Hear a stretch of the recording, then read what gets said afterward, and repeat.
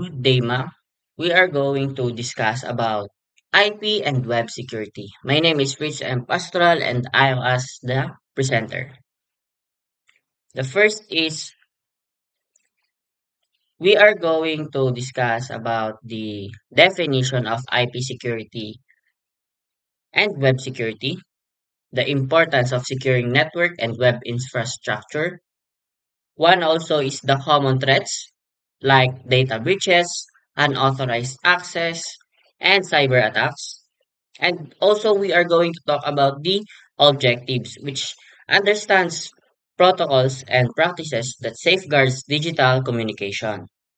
First is authentication protocols.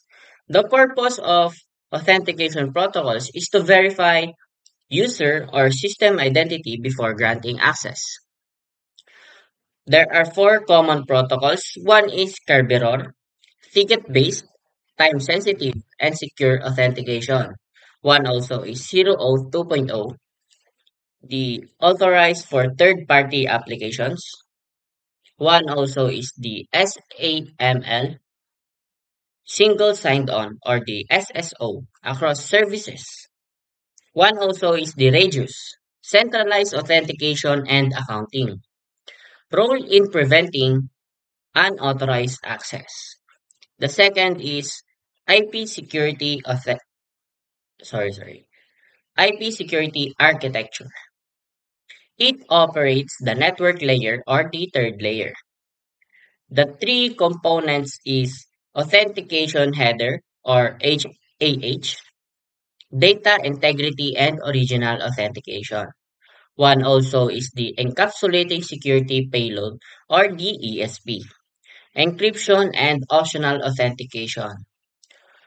Last on the key components is security associations or the SAs defines cryptographic parameters. The benefits of IP security architectures is confidentiality, integrity, and authentication of IP packets. One also is the IPsec protocol. IPsec protocol suits of protocols for securing IP communications. The modes of operations there There are two modes of operations. One is transport mode and tunnel mode. In transport mode, we encrypt payload only. In tunnel mode, encrypts the entire IP packet. The key features is confidentiality via encryption.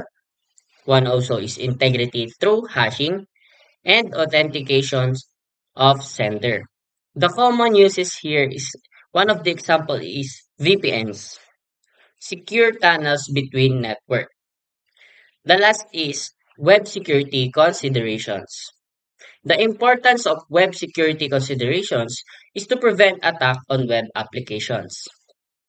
The core principles are input validation to prevent injection attacks, HTTPS or SSL or TLS, it secures data in transit. One also is the authentication and access control.